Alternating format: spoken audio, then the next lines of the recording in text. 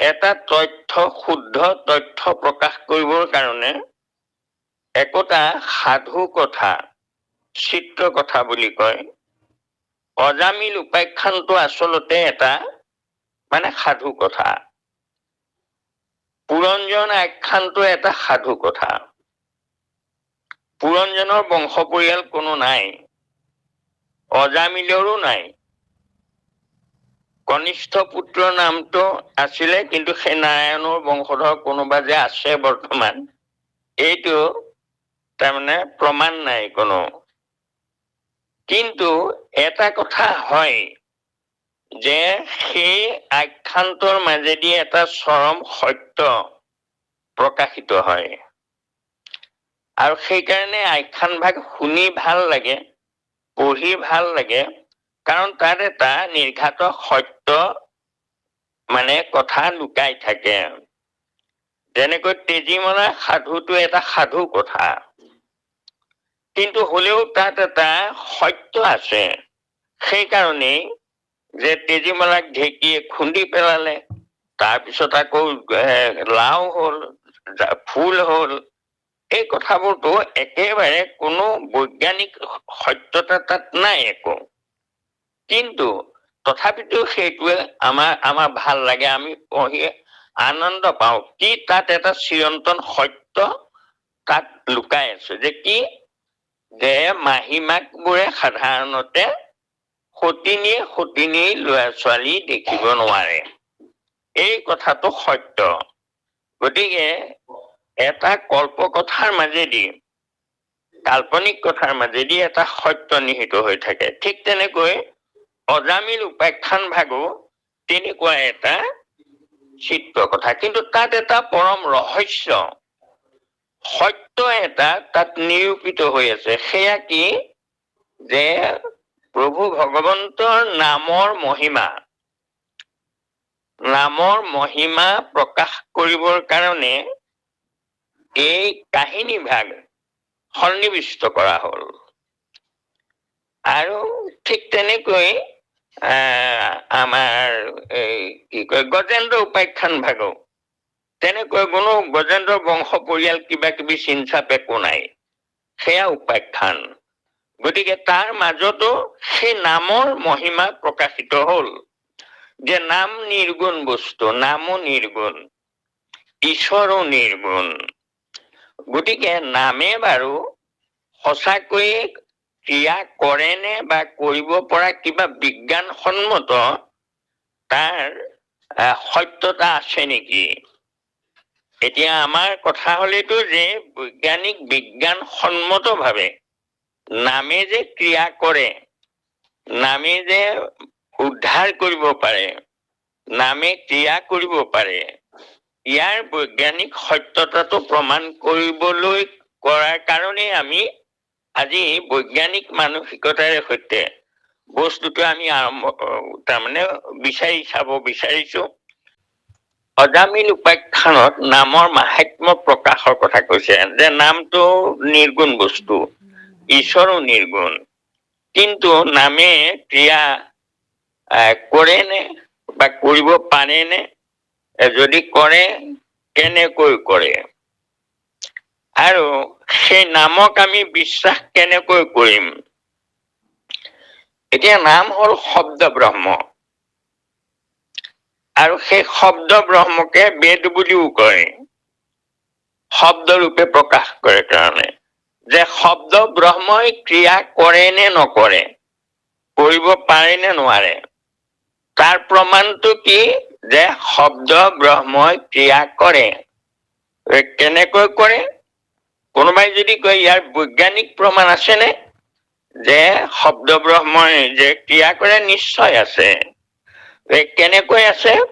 আমি যে বিদ্যালয়ত ল'ৰা ছোৱালীবোৰ পঢ়ুৱাও, সেই পঢ়ুৱাওতে আমি শব্দ ব্ৰহ্মৰে তেওঁলোকক পঢ়ুৱাও, জ্ঞান দিওঁ। আমাৰ সেই শব্দ ব্ৰহ্মবোৰ গৈ তেওঁলোকৰ তাৰমানে মগজুত থিতাপি লয়, আৰু সেই শব্দ ব্ৰহ্মৰ দ্বাৰা যি জ্ঞান তেওঁলোকে পালে, সেই জ্ঞান তেওঁলোকৰ জীৱনত তেওঁলোকে প্ৰয়োগ কৰে, আৰু প্ৰয়োগ কৰি তাৰ ফল প্ৰাপ্তি হয়, গতিকে শব্দ ব্ৰহ্মই ক্ৰিয়া কৰে। নাম শব্দ ব্ৰহ্ম, তাৰ বৈজ্ঞানিক প্ৰমাণ সেইটোৱে যে গোটেই জগতখনকে আজি বিজ্ঞানৰ আৱিষ্কাৰবোৰো শব্দ ব্ৰহ্মৰ দ্বাৰা প্ৰকাশিত হৈ আছে। গতিকে শব্দ ব্ৰহ্মই ক্ৰিয়া কৰে, গতিকে নামে ক্ৰিয়া কৰিব। এইটো খাটাং কথা। ইয়াত আৰু সুকীয়া বৈজ্ঞানিক প্ৰমাণ আমাৰ কৰিবলৈ দৰকাৰ নাই আৰু। গতিকে এইটো আমি দেখা দেখিকেই দেখিছো যে শব্দ ব্ৰহ্মই নামে ক্ৰিয়া কৰে, নাম শব্দ ব্ৰহ্ম। ঠিক তেনেকৈ আমাৰ সেই আইনষ্টাইনৰ কথাটো কৈছে যে বিজ্ঞান আৰু ধৰ্ম দুইটা ইপুঠি সিপুঠি এটা মুদ্ৰাৰ, গতিকে দুয়োটাই কাম কৰে। মহাত্মা গান্ধীক প্ৰাৰ্থনা সম্পৰ্কলৈ জৱাহৰলাল নেহৰুৱে প্ৰশ্ন কৰিছিলে যে গান্ধীজী, আপুনি যে প্ৰাৰ্থনা কৰে, আপুনি আপোনাৰ প্ৰাৰ্থনাই কাম কৰে বা ঈশ্বৰক আপুনি বিশ্বাস কৰে নে আপুনি যে প্ৰাৰ্থনা কৰে? তেতিয়া তেওঁ মহাত্মা গান্ধীয়ে কৈছিলে যে মই বিশ্বাস কৰো এই কাৰণেই ঈশ্বৰ নিৰ্গুণ নিৰাকাৰ এক ব্ৰহ্ম। মই বিশ্বাস এই কাৰণেই কৰো যে যেতিয়া মই কোনোবা এটা বিষয়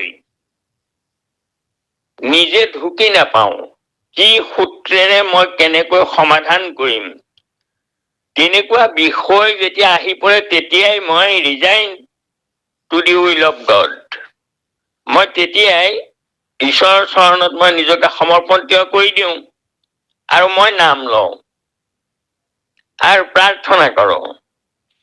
আৰু নেহেৰু, মই নজনাকৈ ক'ব নোৱাৰো কেনেকৈ মোৰ সমস্যাটো সমাধান হৈ যায়, গতিকে সেইকাৰণে মই তেনেকৈ বিশ্বাস কৰো, এই বুলি নেহেৰুক কৈছিলে। গতিকে সেয়া নামৰ ক্ৰিয়া, নিৰ্গুণ ব্ৰহ্মৰ ক্ৰিয়া আৰু নিৰ্গুণ তাৰমানে ঈশ্বৰৰ ক্ৰিয়া। এই কথাটো মই চমুকৈ আপোনালোকক ক'ব খুজিছো। আমাৰ টিভি চেত্ৰী নামৰ এজন তাৰমানে আপোনাৰ এইটো এই অপাৰেশ্যন থিয়েটাৰ, তাৰমানে অপাৰেশ্যন কৰা ডাক্তৰ, তেওঁ হাৰ্টৰ অপাৰেশ্যন কৰে, কিবা কিবি অপাৰেশ্যন কৰে আমেৰিকাত। তেওঁ নিজে কৈছে, তেওঁ নিজে লিখিছে এটা কথা যে whenever I enter OT, I resign myself to the will of God. I do everything in the name of God. মই যেতিয়া অপাৰেশ্যন থিয়েটাৰত প্ৰৱেশ কৰোঁ তেতিয়া মই নিজকে গড ঈশ্বৰত মই সমৰ্পণ কৰি দিওঁ। And the God use me as an instrument. ভগৱন্তই মোক যন্ত্ৰ হিচাপে লৈ অপাৰেশ্যনটো তেওঁ কৰে। কিমান বিশ্বাস যে I can do nothing without the help of God. মই একোৱেই কৰিব নোৱাৰো যদি সেই নিৰ্গুণ নেদেখা ঈশ্বৰজন মোৰ হৃদয়ত নাথাকে। তেওঁ থকা কাৰণেহে মোৰ অপাৰেশ্যনটো তেওঁ কৰাই, মোৰ হতুৱাই কৰাই। গতিকে তেওঁ মোক ইনষ্ট্ৰুমেণ্ট ৰূপে ব্যৱহাৰ কৰে। কিমান সুন্দৰ সেইজন ডাক্তৰে মানে তেনেকৈ কৈছিলে। সক্ৰেটিছে কৈছিলে যে মই সেই নিৰ্গুণক মই বিশ্বাস কৰো কাৰণেই তেওঁক যেতিয়া বিষ দি মাৰিব খুজিছিলে তেওঁ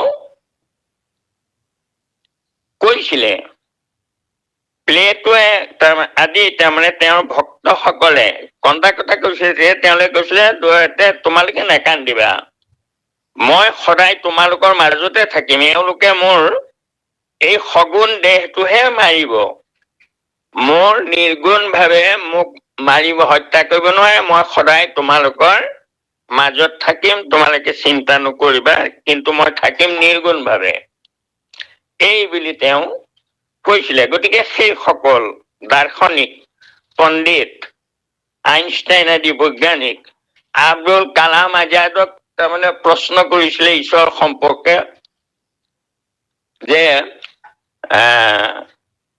আপুনি ঈশ্বৰ বিশ্বাস কৰেনে বুলি এনেকৈ ছাত্ৰবোৰৰ লগত কথা পাতোতে কৈছিলে।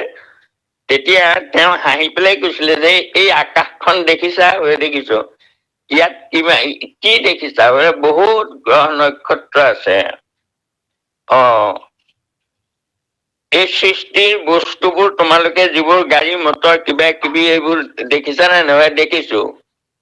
এইবোৰ কোনে আৱিষ্কাৰ কৰিছে? বোলে বিজ্ঞানীয়ে আৱিষ্কাৰ কৰিছে। বোলে তেতিয়াহ'লে কাৰ্য হবলৈ কাৰণৰ প্ৰয়োজন হয়। কিবা এটা কাৰ্য কৰিবলৈ তাত কাৰণৰ প্ৰয়োজন হয় বোলে। হয়। তেতিয়া এই গ্ৰহ নক্ষত্ৰ আকাশ সেইখন কোনে তৈয়াৰ কৰিলে? ইয়াৰো তৈয়াৰ কৰা কোনোবা কাৰণ থাকিব লাগিব। গতিকে সেইদৰে প্ৰতি কাৰ্যৰে একোটা কাৰণ থাকে। এই বুলি তেওঁলোকক তাৰমানে উত্তৰে ডাইৰেক্ট ঈশ্বৰ বুলি কোৱা নাই, কিন্তু কলে যে এটা আছে, প্ৰতি কাৰ্যৰ বিপৰীতে একোটা কৰ্তা থাকে। ঠিক তেনেকৈ এতিয়া আমাৰ অজামিল উপাখ্যানত যে সেই নাম সুমৰণ কৰোতে কৰোতে তেনে মানুহ ব্ৰহ্মময় হৈ যাব পাৰে আৰু উদ্ধাৰ হ'ব পাৰে। এয়া আৰু যিমানেই দুষ্কৃতি বা পাপী মানুহ নহওক লাগে, তেওঁ যদি এবাৰ নামলৈ ঘূৰি আহে, সত্য উপলব্ধি কৰে, ঈশ্বৰে তেওঁক তাৰমানে কৰোণা কৰে আৰু তেওঁ মুক্তি লাভ কৰিব পাৰে। এয়া অজামিল উপাখ্যানটোৰ দৰে এটি উপাখ্যানে নামৰ মাহাত্ম্য প্ৰকাশ কৰা হৈছে। আৰু সেইটো আমি লৌকিক জগতত আমি দেখোতে আমি এইদৰে বৈজ্ঞানিক বিশ্লেষণেৰে সৈতে এই কথাবোৰ বিশ্বাস কৰিব পাৰো যে নামে ক্ৰিয়া কৰে, আৰু সেই ক্ৰিয়া কৰা প্ৰমাণ সেয়াই। আৰু ডাক্তৰ, ইঞ্জিনিয়াৰ এইবোৰ সকলোৱে সেই নিৰ্গুণ ব্ৰহ্মই তেওঁলোকক ক্ৰিয়া কৰ্ম কৰাই থাকে। গতিকে নামো নিৰ্গুণ। গতিকে নিৰ্গুণ নামক কিয় বিশ্বাস নকৰিব? নিৰ্গুণ আত্মাক যেতিয়া বিশ্বাস কৰে, তেতিয়াহলে নিৰ্গুণ নামকো বিশ্বাস কৰিব লাগিব। আৰু সেই নামে ক্ৰিয়া কৰে, আৰু নামে ক্ৰিয়া কৰে মানে সেয়া জ্ঞানবোৰ মই কলোৱে এই কথাটো, সেইটোৱেই বৈজ্ঞানিক প্ৰমাণ যে শব্দ ব্ৰহ্ম, নাম ব্ৰহ্ম। গতিকে শব্দ ব্ৰহ্মই ক্ৰিয়া কৰে। আমাৰ গোটেই জগতখনত যিমান জ্ঞান আছে চব শব্দ ব্ৰহ্মৰে চলি আছে। গতিকে আমি শব্দ ব্ৰহ্মৰে জ্ঞান প্ৰচাৰ কৰো, প্ৰকাশ কৰো। গতিকে সেই শব্দ ব্ৰহ্ম নামে ভকতক উদ্ধাৰ কৰিব, জগতক উদ্ধাৰ কৰিব। এইটো বৈজ্ঞানিক সত্য কথা। আৰু আপোনাৰ সকলো শ্ৰোতালৈকে মোৰ ভক্তিভৰা সেৱাভাগী নিবেদি ময়ো ইমানতে সামৰণি মাৰিলো। কৃষ্ণ শংকৰ গুৰু হৰি ৰাম।